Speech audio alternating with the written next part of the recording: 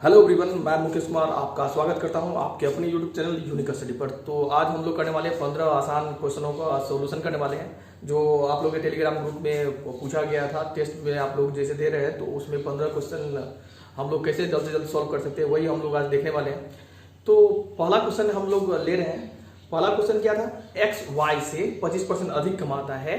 X Y से 25% अधिक कमाता है तो वाई एक्स से कितना प्रतिशत कम कमाता है। तो इस टाइप के क्वेश्चन में हम लोग क्या करते थे, हम लोग देखते थे लास्ट में क्या बता रहा है।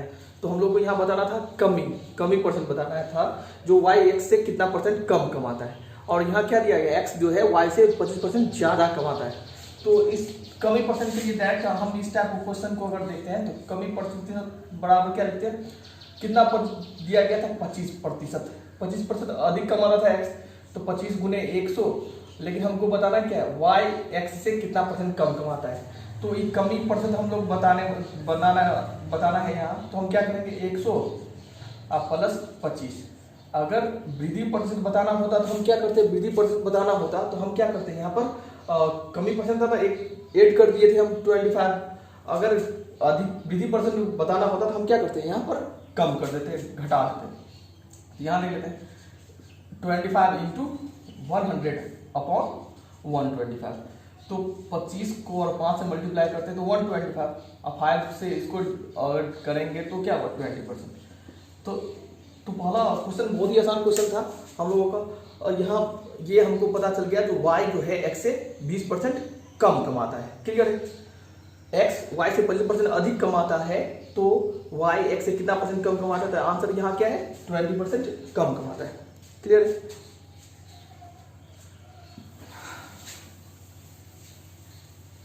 नेक्स्ट क्वेश्चन है हम लोगों का, अगला क्वेश्चन है 7:13 के प्रत्येक पद में क्या जोड़े कि ये नई संख्या का रेशियो 2:3 हो जाए।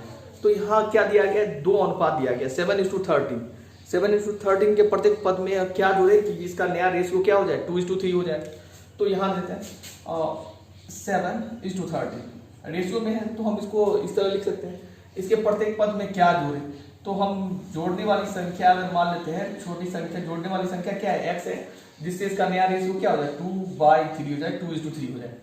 तो अब यहाँ देख लेते हैं कैलकुलेशन कितना आसान होगा। 7×21 प्लस 3x बराबर, अगर इसको गुना करें तो 26 प्लस 2x, यानी अगर इसको हम इधर ले आए तो x और 26 में से किस घटाए तो 5। तो आंसर क्या होगा, यहाँ पर 5 हो जाएगा। क्लियर? क्वेश्चन क्या था, 7:13 के प्रत्येक पद में क्या जोड़ा जाए कि यह नई संख्या का रेशियो क्या हो जाए, 2:3 हो जाए। तो आप लोग इस तरह से इसको इजीली बना सकते हैं। क्वेश्चन है, अगला क्वेश्चन है, क्वेश्चन क्या कर रहे हैं, किसी संख्या को 4 से भाग देने पर प्राप्त भागफल तथा शेषफल का योग 8 है। किसी संख्या को 4 से भाग देने पर प्राप्त संख्या के भागफल और शेषफल का योग 8 है तथा इनके वर्गों का योग 34 है। तो ये संख्या कौन सी, यही बताना था। तो जिससे भाग देते हैं उसको क्या लिखते हैं, भाजक। तो हम यहां जानते हैं भाज्य बराबर क्या लिखते हैं, भाजक गुने भागफल प्लस शेष।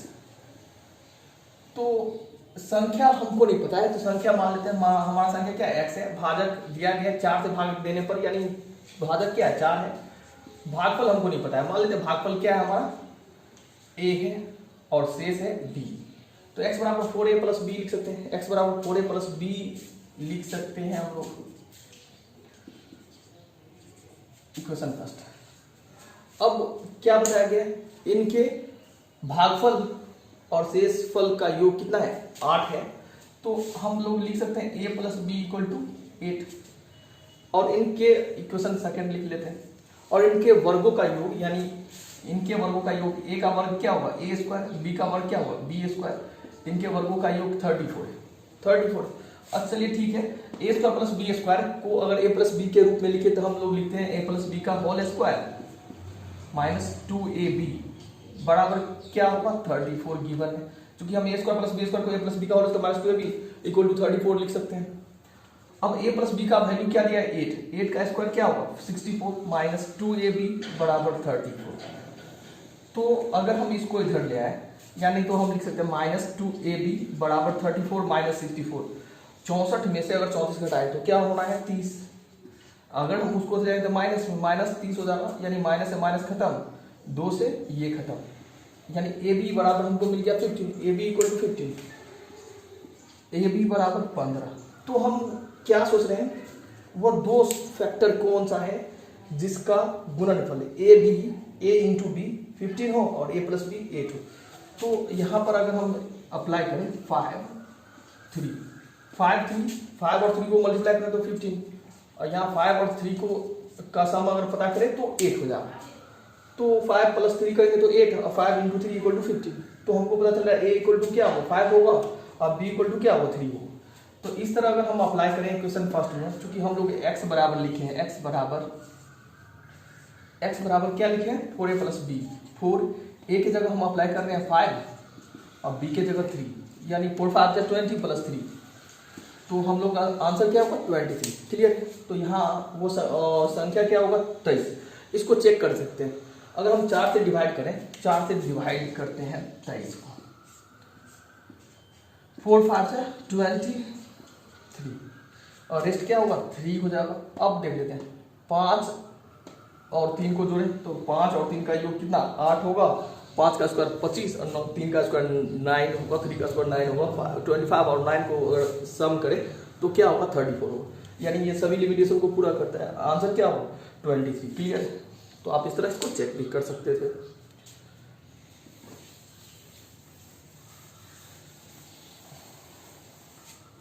नेक्स्ट क्वेश्चन है हम लोगों का, क्वेश्चन है एक दुकानदार एक वस्तु को 20% छूट देने के बाद भी 10% का लाभ कमाता है। एक दुकानदार एक वस्तु को 20% की छूट देने के बाद भी 10% का लाभ कमाता है, तो उस वस्तु का क्रय मूल्य क्या होगा जिसका अंकित मूल्य 880 रुपये है। तो इसमें नॉर्मल बात हम लोगों को पता है, डिस्काउंट हम लोग किस पर करते हैं प्रिंट प्राइस पर, अंकित मूल्य पर, है ना। तो अंकित मूल्य क्या है, अंकित मूल्य है 880। तो इस पर लेस कितना किया गया है 20% डिस्काउंट दिया गया है, 20% डिस्काउंट दिया गया है। तो 20% अगर लेस करेंगे तो 100% में 20% लेस करेंगे तो क्या होगा 80/100, 80/100। लेकिन फिर भी वो दुकानदार जो है वो 10% का लाभ कमाता है, तो लाभ तो क्रय मूल्य पर कमाता है, लाभ तो क्रय मूल्य पर काउंट किया जाएगा। तो और मान लेते हैं क्रय मूल्य अगर x है, सीपी क्या है x है, तो उस पर अगर 10% अगर हम ऐड करें तो क्या 110/100, 10% बढ़ाएंगे तो 110/100। अब 11 ये 8, 0 से 0 खत्म है, 11 थे 88।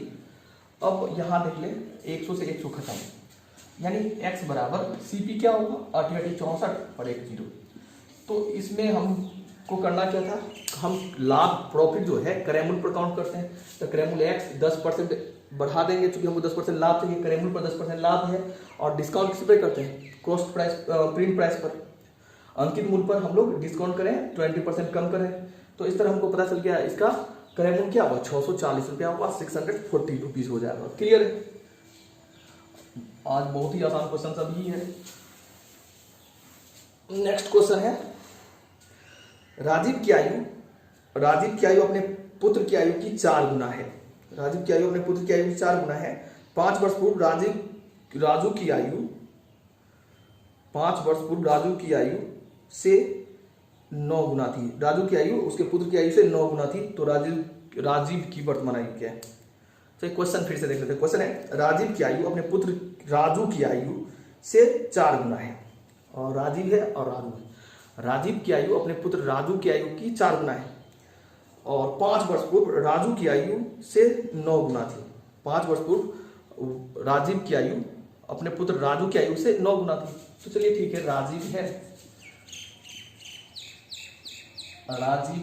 है और उसका पुत्र है राजू। अगर मान लेते हैं राजू की आयु x, तो राजीव की आयु 4x, चूंकि दिया क्या गया है राजीव की आयु उसके पुत्र की आयु 4 गुना है। लेकिन 5 वर्ष पूर्व ऐसा नहीं था। 5 वर्ष पूर्व क्या था, तो 4x - 5। राजीव की आयु क्या रही होगी 4x - 5, जिसकी वर्तमान आयु से 5 वर्ष कम रहा होगा, और उसके पुत्र की आयु उस समय क्या रही होगी x - 5। चूंकि 5 वर्ष पूर्व हम चले गए, तो उस समय राजू की आयु से 9 गुना थी, तो यही तो कहा गया। तो यहाँ दे देते हैं 4x - 5, और ये क्या होगा 9x - 45। अगर हम इसको इधर ले आए 4x, इसको इधर लाएंगे तो -9x, यानी ये -5x, और -5 को अगर उधर ले जाए तो हमको क्या मिल रहा है, +5, और ये -45 है और +5 यानी -40 तो बचेगा। यानी x बराबर हम लिखते हैं 5 8 जा माइनस माइनस खत्म है, x बराबर 8। तो अगर राजू की आयु 8 वर्ष है तो राजीव की आयु क्या होगी, 8 4 जा 32, 32 वर्ष। वर्तमान में राजीव की आयु क्या है, 32 वर्ष है। यही हमको बताना था।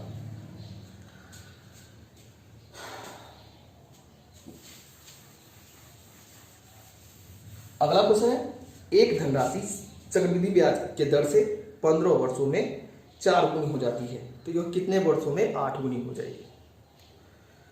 एक धनराशि चक्रवृद्धि ब्याज की दर से 15 वर्षों में 2 गुनी हो जाती है, 15 वर्षों में 2 गुनी हो जाती है, तो कितने वर्षों में 8 गुनी हो जाएगी। तो इसका बेसिक क्या है, इसका बेसिक है, मान लेते हैं कोई धनराशि P है किसी दर से CI पर, तो CI का फॉर्मूला यही है, क्या हो जाता है, 2 गुनी हो जाती है, 2P हो जाता है। चलिए ठीक है, इसको याद रखेंगे हम। इसी बेसिक तो यही है, P × 1 + R/100 का whole cube equal to 2P। कारण क्या है, 15 वर्षों में, 15 वर्षों में था, 15 वर्षों में 2 गुनी हो जाती है।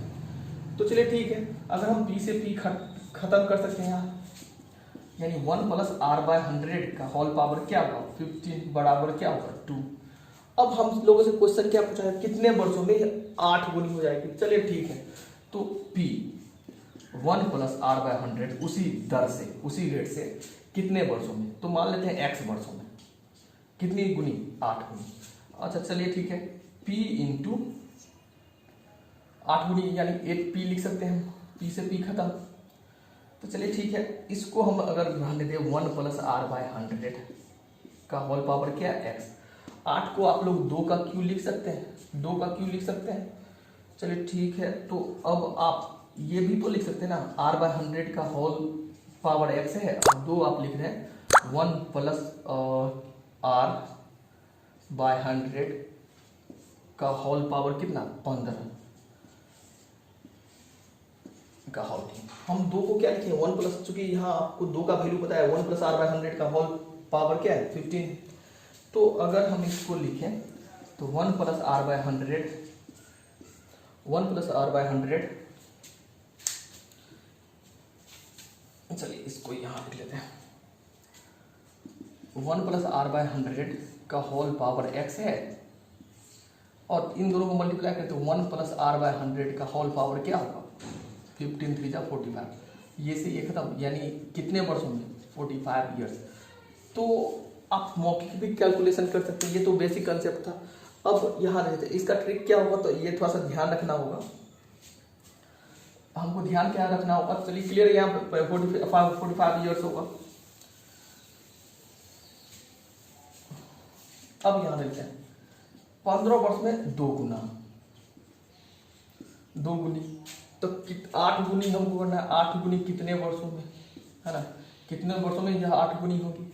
तो 2 को अगर लिखें 8 के रूप में, तो हम जानते हैं 2 को क्या लिखेंगे, 2 का क्यू। 8 को क्या लिखेंगे, 2 का क्यू।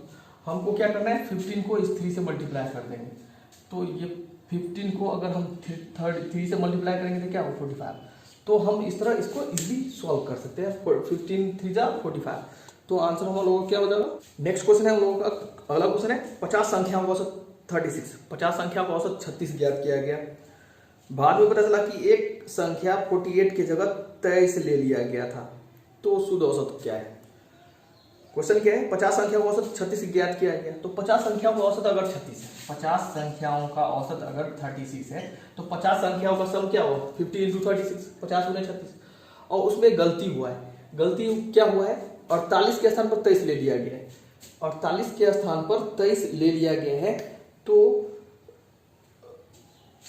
हम क्या करेंगे, 48 होना चाहिए था, सही क्या होता, 48 सही होता, लेकिन 48 के स्थान पर क्या ले लिया गया, 23 ले लिया गया। तो जो जिसको मतलब सही होगा उसको हम ऐड करेंगे। 48 के स्थान पर, यानी 48 गलती से छूट गया था, तो 48 को हम क्या किए, ऐड कर दिए, और जो गलती से आ गया था उसको हम माइनस कर रहे हैं।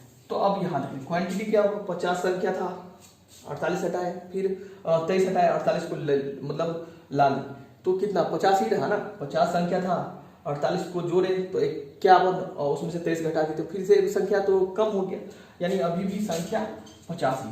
तो सही औसत बताना था, शुद्ध औसत बताना था। शुद्ध औसत चूंकि पहले क्या था, उसमें मिस्टेक था, मिस्टेक हो गया था।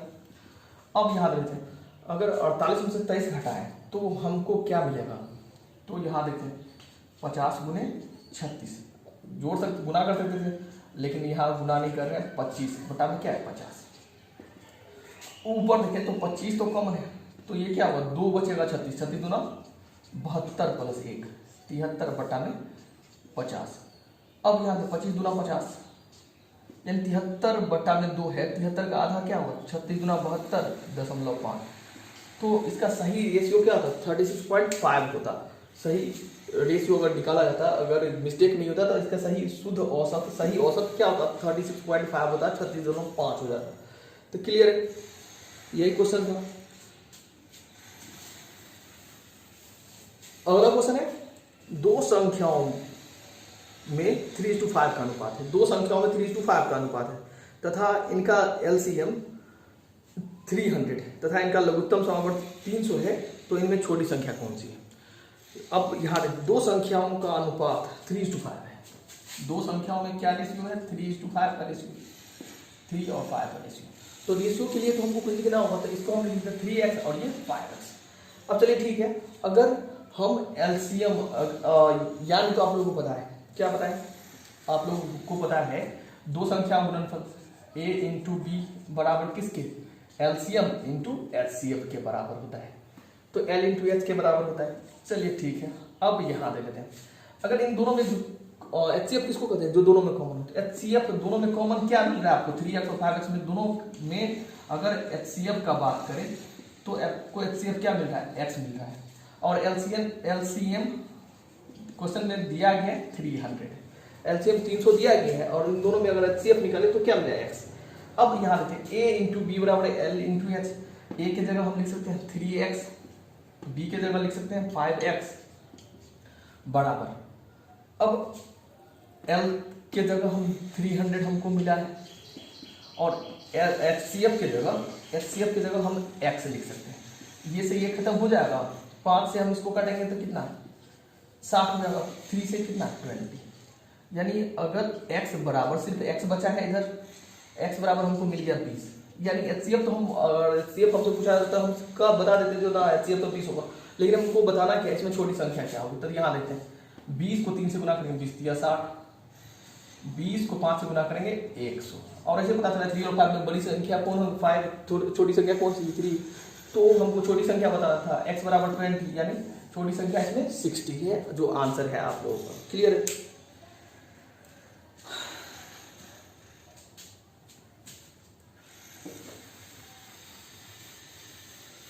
अगला क्वेश्चन है, दो संख्याएं किसी तीसरी संख्या से 50% तथा 75% कम है। दो संख्या तीसरी संख्या से 50% तथा 75% कम है, तो दूसरी संख्या को कितना बढ़ाया जाए कि वह पहली संख्या के बराबर हो जाए। क्वेश्चन बहुत ही आसान क्वेश्चन है। क्वेश्चन है, दो संख्याएं किसी तीसरी संख्या से 50% 75% कम है। दो संख्याएं किसी तीसरी संख्या से 50% तथा 75% कम है। तो चलिए ठीक है, तुलना हो रहा है तीसरी संख्या से, तो जब तुलना हो रहा है, कंपैरिजन हो रहा है, तो क्यों ना हम तीसरी संख्या माने।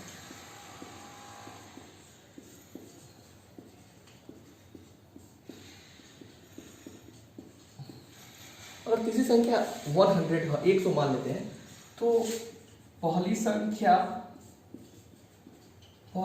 हम लोग क्या लिखेंगे, क्योंकि पहली संख्या तो तीसरी संख्या से 50% कम है, तो पहली संख्या कितनी 50, और दूसरी संख्या तीसरी संख्या से 75% कम है, यानी 25। तो अब दूसरी संख्या को कितना बढ़ाया जाए कि वो पहली संख्या के बराबर हो। दूसरी संख्या को कितना बढ़ाया जाए, 25 को कितना बढ़ाया जाए कि वो 50 के बराबर हो जाए। तो ये बढ़ाना है, कितना बढ़ाएंगे, तो इन दोनों के बीच का अंतर क्या है, इन दोनों के बीच का अंतर कितना बढ़ाएंगे, तो 25 बढ़ाना होगा, 25 संख्या और बढ़ाना होगा 25 और गुणे 100 कि वो मतलब दूसरी संख्या को, यानी दूसरी संख्या को कितना बढ़ाया जाए कि वो पहली संख्या के बराबर हो। तो तुलना किससे हो रहा है, दूसरी संख्या को बढ़ाना है, तो हम 25 को ही लिखेंगे, 25 से 25, यानी कितना बढ़ाना होगा, 100% बढ़ाना होगा, 100% इसको बढ़ाना होगा। 25 को अगर 125 अपने आप में 100% है और ये 50 लाने के लिए हमको 25 बढ़ाना होगा, तो हम वैसे ही कह सकते हैं, तो इसको तो 100% बढ़ाना होगा, डबल करना होगा। क्लियर? तो ये भी आसान क्वेश्चन, बहुत ही आसान क्वेश्चन था। नेक्स्ट क्वेश्चन है, इसमें हम लोग को x + y + z बराबर 22 xy + yz + zx = 35 हमको बताना क्या है, x - y का whole square plus y - z का whole square plus z - x का होल स्क्वायर = 1। तो एक फॉर्मूला आप लोगों को पता है, x² + y² + z² minus xy minus yz minus zx बराबर आप लोग लिखते क्या है, 1/2 इंटू x माइनस वाई का होल स्क्वायर प्लस है y माइनस जेड का होल स्क्वायर प्लस है z माइनस एक्स का होल स्क्वायर, यही फॉर्मूला लिखते थे आप लोग। तो यहाँ देखिए, अगर हम माइनस कॉमन लें तो क्या होगा, ये प्लस हो जाएगा, ये प्लस होगा, यानी ये तो हमको गिवन है 35, लेकिन अभी हमको चाहिए क्या, x² + y² + z² हमको चाहिए। तो इसके लिए हमको क्या करना होगा, इक्वेशन जो पहला दिया गया है इसका हम होल स्क्वायर कर लेते हैं, x + y + z बराबर 22, इसका अगर होल स्क्वायर करें, दोनों ओर स्क्वायर करते हैं, तो हमको क्या मिलेगा, इधर तो 484 हो जाएगा, इधर हमको लिखना क्या होगा, x² + y² + z² + 2 into xy + yz plus zx बराबर 22 का होल स्क्वायर 484। अब यहाँ ले लेते हैं x² + y² + z² plus 2 into इसका वैल्यू क्या मिला है हमको 35 बराबर 484। अब यहाँ अगर लिखें x² + y² + z² बराबर 484 में से अगर 35 को 2 से गुना करें तो 70 484 से घटाएंगे तो हमको मिल जाएगा 414। तो x² + y² + z² तो हमको मिल गया। चलिए ठीक है, अब यहाँ देख लेते हैं, अगर हमको ये पता चल गया और ये हमको दिया गया है, तो चलिए ठीक है, अप्लाई करते हैं इसमें। x² + y² + z² क्या निकाले हम, 414 माइनस क्या है, इसका वैल्यू क्या गिवन है 35 दिया गया। अब ये 1/2 और जो पूछा गया था x - y का होल स्क्वायर y - z का होल स्क्वायर प्लस है z - x का होल स्क्वायर। तो 414 में से अगर 35 घटाएं तो 414 में से 5 आएगा तो 9, और ये कितना होगा, ये होगा 10 यानी 0 में से 3 जाएगा तो 10 में से 3 जाएगा तो 7, 379 क्रॉस गुना कर देंगे, 2 से मल्टीप्लाई कर देंगे, तो हम यहाँ इस तरफ बता दें x - y का होल स्क्वायर y - z का whole square plus z - x का होल स्क्वायर बराबर क्या हुआ, 9 दूना 18 7 दूना 14 1 15 3 9 6 1 7, तो आपका आंसर क्या हुआ 758। तो फॉर्मूला बेस्ड क्वेश्चन था, आप लोग इसको इस तरह सॉल्व कर सकते थे, आसान क्वेश्चन ही था।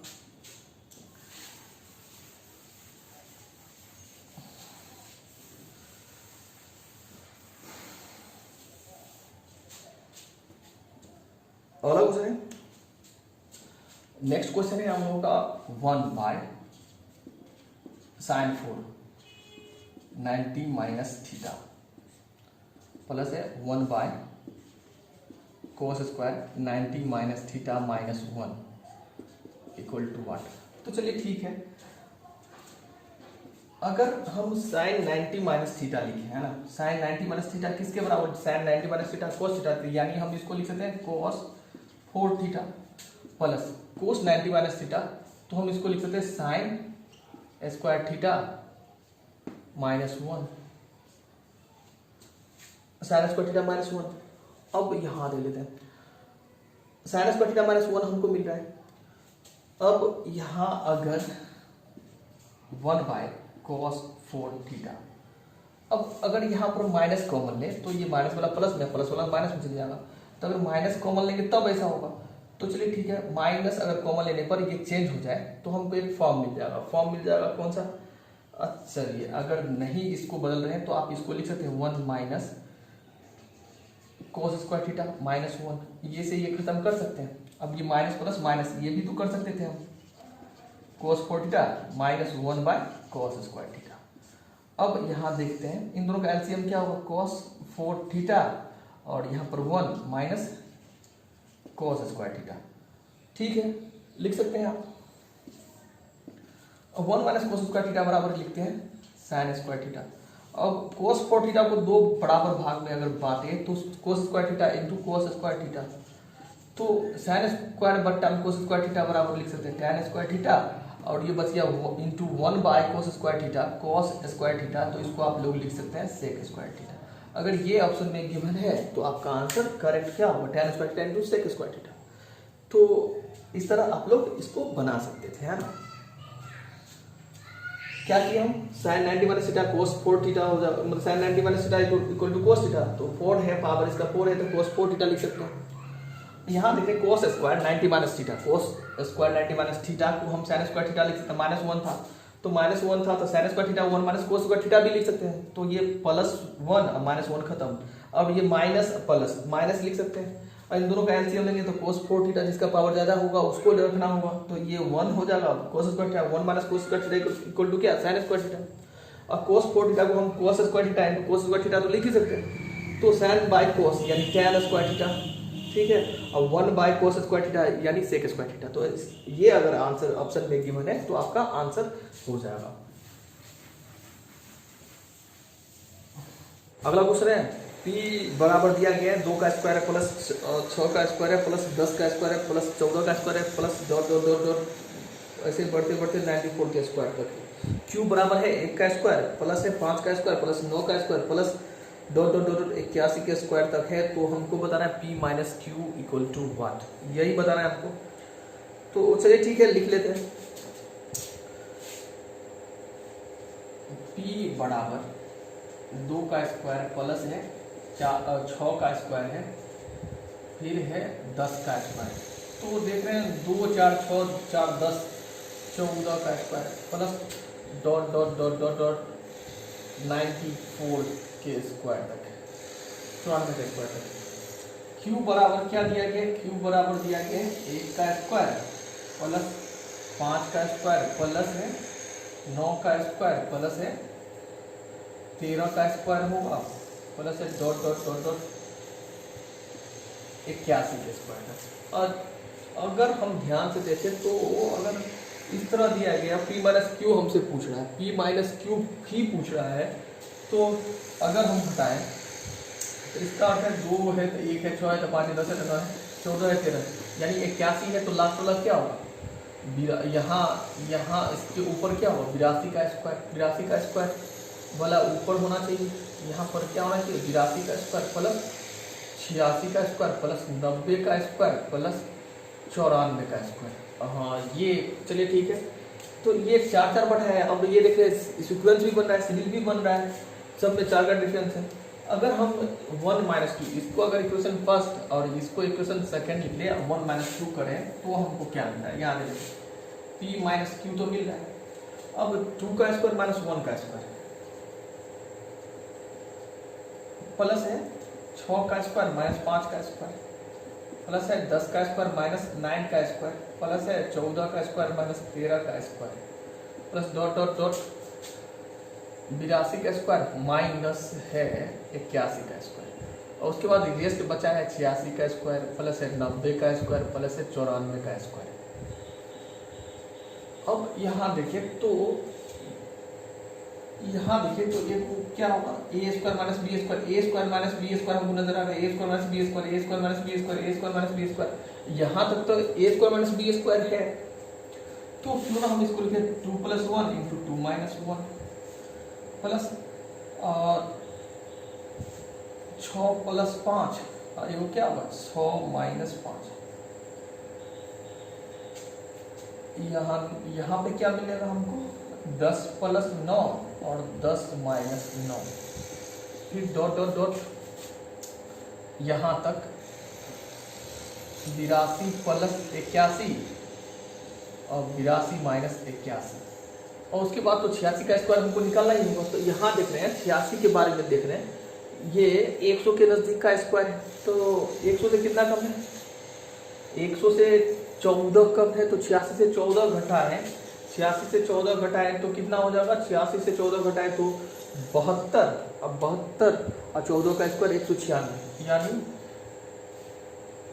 73 96 को लिख सकते हैं। 90 का स्क्वायर अगर देखें, एक बार चेक कर लेते हैं। 36 48 48 दूना 96 96 और 3 99 9 और 68 64 9 73 सही है। 90 का स्क्वायर देखें तो 8100 और 94 का स्क्वायर 100 से 6 कम है तो 94 से 6 कम यानी 88 और 6 का स्क्वायर 36 तो 88 और 36। चलिए ठीक है। अब यहाँ अगर देखें तो ये मिल क्या है, 2 1 3, 2 में से एक जाएगा तो एक, इसको तो लिखना नहीं है।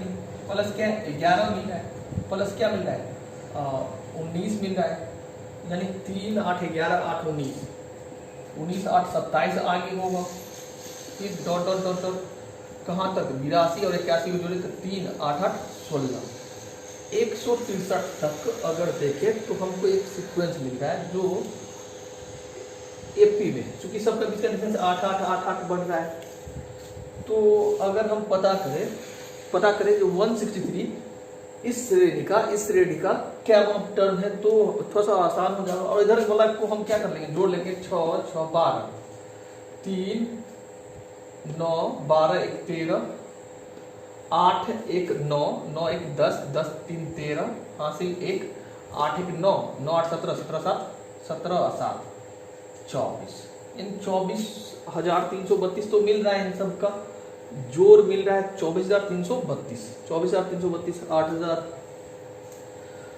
चलिए ठीक है 24,332 तो इनका सब मिल रहा है।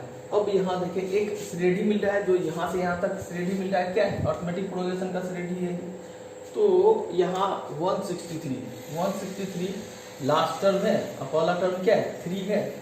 तो अगर ये हमको पता चल जाए जो 163 कैमा टर्म है इस श्रेणी का तो भी आसान हो जाएगा। तो 163 के बारे में अगर पता करें जो कैमा टर्म है तो चलिए ठीक है an बराबर लिखते हैं a1 plus n minus 1 into D. तो a1 3 है प्लस n माइनस 1 तो हमको पता नहीं, लेकिन d है 8 और 163 तो 163 ये माइनस 3 बराबर n माइनस 1 इंटू 8 तो ये 160 हो जाएगा और n माइनस 1 इंटू 8 यानी ये कितना 20 n माइनस 1 20 यानी n इक्वल टू 21। यानी यहाँ से यहाँ तक क्या टर्म है, कितना टर्म है तो 21 टर्म है। तो 21 टर्म का सम Sn इक्वल टू क्या लिखते हैं हम n/2 plus n/2 into 2a plus n minus 1 into d लिखते हैं। Sn sum of n terms का योग मतलब n टर्म्स p में हम क्या लिखते हैं n/2 into 2a plus n minus 1 into D. तो 21/2 और 2a क्या होगा 2 इंटू a इक्वल टू है, पहला टर्म क्या है 3 है और n माइनस 1 यानी 21 में से एक जाएगा तो 20 और 20 को 8 से गुना करेंगे तो 160। अब यहाँ देखें 2 तिया 6 यानी 21 बटा में 2 गुने 166। अब प्लस चलिए उसको बाद में जोड़ देंगे, ये 2 8 16 3। अब 83 को 21 से गुना करना आसान होगा, 21 63 यानी 83 का 83 और 83 को डबल करेंगे तो क्या होगा 166 हो जाएगा। 166 में हमको जोड़ना कितना है 8, 166 में 8 जोड़ेंगे तो 174। अब ये जो एपी का जो टर्म था इसका सम कितना है 1743 और 24,332, इन दोनों का सम अगर करें 24,332 तो ये कितना हो जाएगा 3 2 5 4 3 7 3 7 10 और 24 25। चलिए नेक्स्ट क्वेश्चन है 240 में बेचने पर 10% की हानि होती है तो कितना में बेचा जाए कि 20% की का लाभ हो। अब इस टाइप का क्वेश्चन है तो हम लोग ट्रेडिशनल मेथड से नहीं बना के इसको शॉर्ट में बनाएंगे। जैसे यहाँ देते हैं क्वेश्चन क्या है 240 में बेचा, 240 में बेचा तो 10% का हानि हुआ। 10% का हानि मतलब 100 में से हानि हुआ 10% का, 100 में से 10% का हानि हुआ है। अब कितना हम बेचे हमको तो पता नहीं, लेकिन हमको बेनिफिट चाहिए कितना 20%। तो चलिए ठीक है 100 और इसमें ऐड कर देंगे 20। अगर 240 में बेचा तो 10% का हानि हुआ, तो -10 कर दिए। अब कितना बेचे कि हमको 100 में प्लस 20% का मुनाफा हो जाए। तो ये हमको याद रखना है। तो ये क्या हुआ, 240 बटा में 90 डायरेक्ट लिख सकते थे, 120, 30 से काटे 30 दिया 90, 30 चौका 120, 3 से काटे 80, यानी x बराबर 320। आंसर क्या होगा आपका, 320 हो जाएगा। ठीक है, तो ये ट्रेडिशनल मेथड से नहीं। अब देख लेते हैं क्या लिखे हम, 240 में बेचे तो 10% का हानि, कितना बेचेंगे 20% का लाभ। तो इसको कंपाउंड प्रोपोर्शन के मेथड से इसको इजीली बना सकते हैं, इस टाइप के क्वेश्चन को इजीली बना सकते हैं। डायरेक्ट आप लिख सकते थे 240 बटा 90 x बटा 120, इसको काटते तो आंसर 320। क्लियर है। नेक्स्ट क्वेश्चन है, बढ़िया क्वेश्चन है। क्वेश्चन में दिया क्या गया है, यदि ए बी बराबर सी डी बराबर ई एफ बराबर 1, यदि ए बी बराबर सी डी बराबर ई एफ बराबर 1 तथा है ए प्लस बी बराबर 18, c plus d equal to 110, e plus f बराबर 52। तो हमको बताना क्या है, cube root of a, cube root b, cube root of c, cube root of d plus cube root of e plus cube root of f equal to what. अब थोड़ा सा question को ध्यान से हम देखें तो हमको क्या नजर आ रहा है, यहां देख लेते हैं, a b b c c d सभी ए के बराबर, ए बी बराबर 1, सी डी बराबर 1, ई एफ बराबर 1। तो ये हमको मिल रहा है ना। तो ए अगर बी बराबर लिखे तो 1/a लिख सकते हैं, अगर सी बराबर लिखे तो 1/d लिख सकते हैं, और डी बराबर लिखे तो 1/c भी लिख सकते हैं, एफ बराबर लिखे तो 1/e लिख सकते हैं।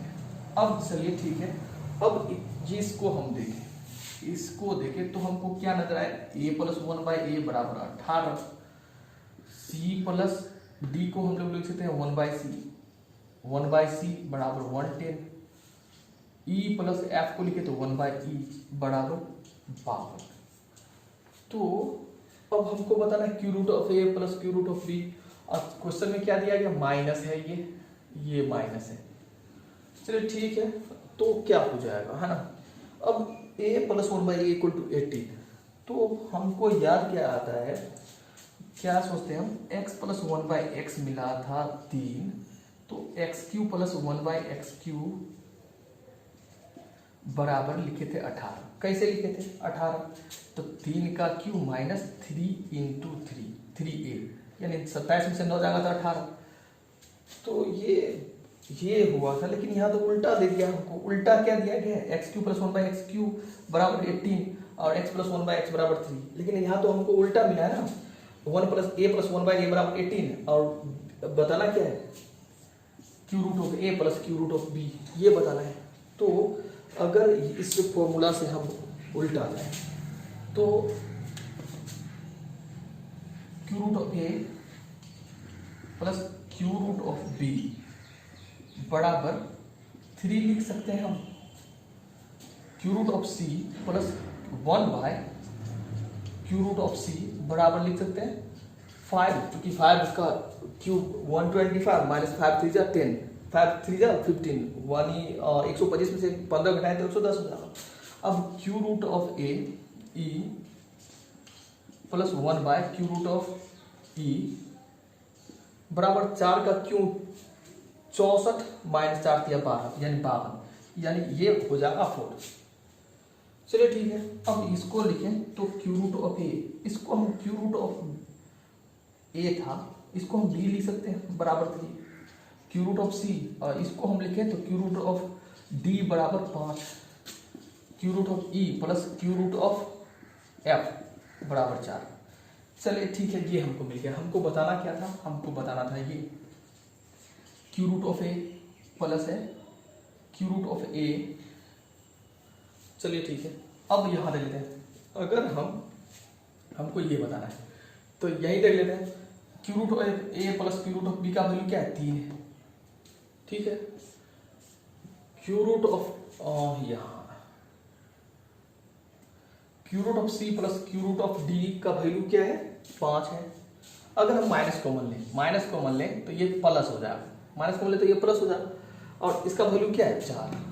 तो ये हम लिखें, इसको लिखें तो ये क्या हो, इसको लिखेंगे हम 3, चूंकि इसका वैल्यू है 3 प्लस है, प्लस इसका वैल्यू है 5, इसका वैल्यू है 4। तो 3 5 8 में से 4 घटाएंगे तो 4, आपका आंसर क्या होगा 4 हो जाएगा। क्लियर है। तो हम लोग इस तरह इसको सॉल्व कर सकते थे। बढ़िया क्वेश्चन था, अच्छा क्वेश्चन था, इसमें रिवर्स जाना था। तो ये थोड़ा सा अगर आप लोग प्रैक्टिस करें तो आप लोग इजीली इसको सॉल्व कर सकते हैं। ये आप लोग को पता होगा, जो अगर x plus 1 x equal to 3 है तो x cube plus 1 x cube equal to 18। तो जो सब भी एसएससी का प्रिपरेशन कर रहे हैं उन लोगों को तो ये पता ही होगा, वो लोग इजीली देखेंगे, पता चल जाएगा इन लोगों को जो ना ये इस टाइप का क्वेश्चन है, हम इसको इस तरह बना सकते हैं। चलिए नेक्स्ट क्वेश्चन है,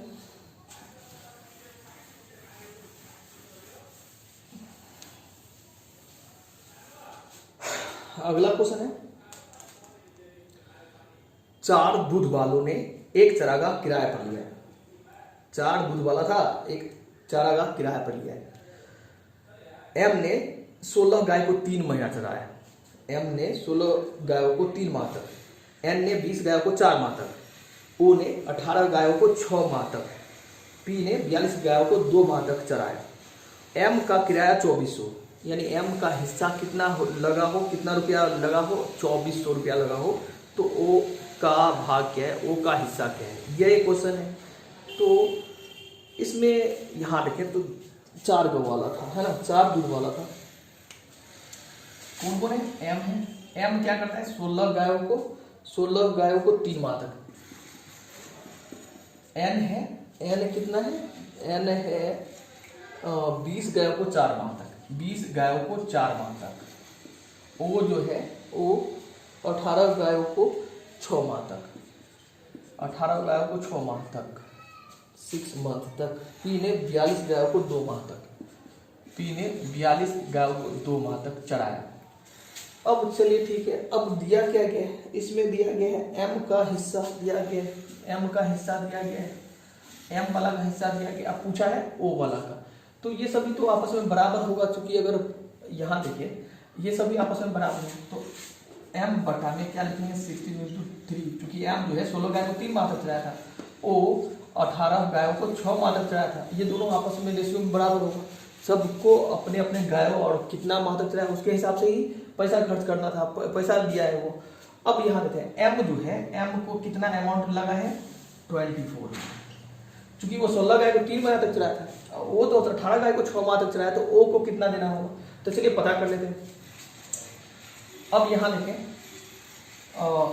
8 गुना 16, 8 24, 300, 3 से काटे तो 100, 3 से काटे तो 100, 2 अभी बाकी है, 2 से काटे तो 2 से इसको काट देते हैं, है ना 9। अब यहाँ देखें तो ओ बटा में 54, यहाँ पर ऊपर में 100, अब बटा में कुछ बचा ही नहीं है। तो अब यहाँ देखें ओ का खर्च क्या होगा 5400, ओ को कितना पे करना होगा 5400 पे करना होगा। तो आज बहुत ही आसान क्वेश्चन था, आप लोग को इसमें प्रॉब्लम भी नहीं हुआ होगा, लेकिन फिर भी हम लोग इसको इस टाइप से इजीली सॉल्व कर सकते हैं।